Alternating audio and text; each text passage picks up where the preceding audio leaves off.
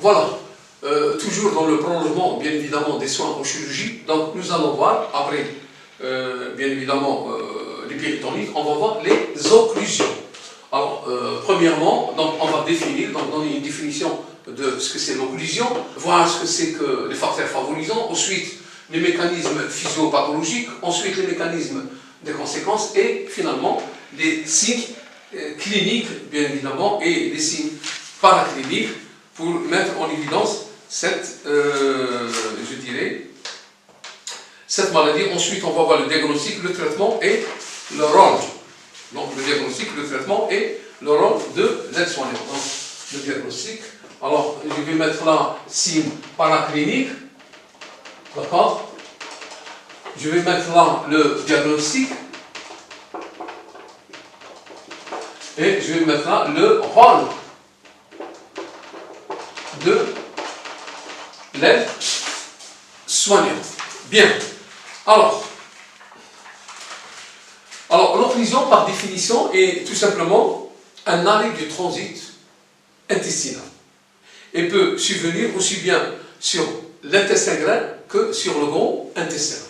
Donc, les facteurs favorisant cette occlusion ou ces occlusions sont l'intervention chirurgicale, premièrement au niveau abdominal ou pelvien, favorisant ce qu'on appelle l'apparition des bris et qu'elles-mêmes peuvent créer ce qu'on appelle une strangulation. Aussi des diverticules intestinaux, des tumeurs intestinales par obstruction ou autre tumeur abdominale par compression, des hernies, d'accord, au niveau abdominal, bien évidemment une maladie communément appelée la maladie de Crohn, d'accord, et les constipations et ses facteurs de risque. Le mécanisme physiologique ou physiopathologique, donc nous avons l'apparition d'une occlusion intestinale peut-être mécanique ou fonctionnelle. Donc l'étranglement ou l'invagination, je dirais, de l'intestin. Donc la présence d'un obstacle tel qu'il soit empêche la progression des matières fécales dans l'organisme, c'est-à-dire à travers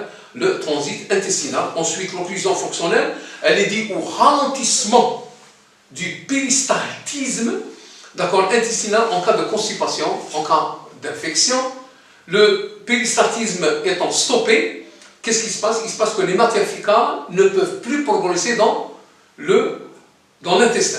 Conséquences, donc on va voir les conséquences physiopathologiques. La progression des selles vers le rectum étant interrompue, il se passe alors une dilatation de l'intestin, donc une dilatation en amont de l'obstacle, pouvant aller parfois jusqu'à la rupture intestinale et bien évidemment la péritonite. Donc un désordre électrolytique, une possible infection ou une ischémie intestinale, donc avec apparition de nécrose, c'est-à-dire que la circulation sanguine est déficiente, c'est pour cela qu'il y a nécrose, bien évidemment, apparition de nécrose. Les signes cliniques, donc on va voir les signes cliniques qu'on a vus ici, voilà, les signes cliniques.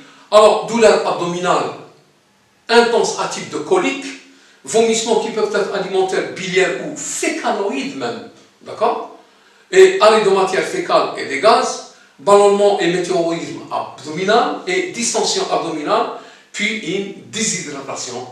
Alors, les signes paracliniques, nous allons avoir un abdomen sans préparation, c'est-à-dire un ASP. On verra une radiographie simple qui peut montrer les distensions digestives, pardon. Alors, aussi les niveaux hydro-aériques abdominaux, un scanner, ou ce qu'on appelle un TDM, un scanner abdominopelvien, c'est l'examen, je dirais, de première intention. Il permet de déterminer le caractère mécanique, aussi ou fonctionnel de l'occlusion, et de localiser le siège, même, voire même la gravité et parfois la cause. Une endoscopie, bien sûr, est toute recommandée, une endoscopie digestive, ce qu'on appelle la recto-sigmoïdoscopie, est utilisée en cas d'image douteuse au TDM, donc de la région rectolite. Ensuite, une échographie abdominale peut être pratiquée sans risque chez la femme enceinte et l'enfant. Bien évidemment, la biologie, l'ionogramme montre des troubles des examens, donc il montre des troubles ioniques et des désordres électrolytiques. La numération, donc, elle est toute démontrée, donc elle va nous montrer une hyperleucocytose. D'accord? Alors, le diagnostic, comme on verra là, le diagnostic est mis en évidence par des examens complémentaires. Donc, des examens qui permettent de déterminer la nature, le siège et la gravité de l'occlusion. Le traitement, on peut mieux réaliser un vidange digestif, c'est tout à fait commode. En amont, bien ici dans l'obstacle, la pose d'une sonde naso-gastrique et avec plus ou moins une aspiration douce associée pour vider le contenu de l'estomac et de réduire ce qu'on appelle la distension créée par les liquides. Elle va soulager également les vomissements. Résoudre les désordres hydroélectrolytiques avec la pose d'une perfusion intraveineuse. Pour les occlusions fonctionnelles, donc, utilisation normalement des luxatifs, des laxatifs ou des lavements évacuateurs. Bien ici, notamment, le rôle reste à déterminer de l'aide-soignant, c'est quantifier le liquide de la sonde nasogastrique, vérifier les paramètres vitaux du patient, d'accord, pour éventuellement déceler une hémorragie post-opératoire, évaluer la douleur du patient, assurer de la reprise des gaz, c'est très important, et j'insiste, il faut s'assurer, et demander aux aides-soignants de s'assurer, bien évidemment, de ce qu'on appelle la reprise des gaz et des sels, donc quantité, couleur, etc. Donc informer le patient et lui donner des conseils hygiéno-diététiques. Je vous remercie.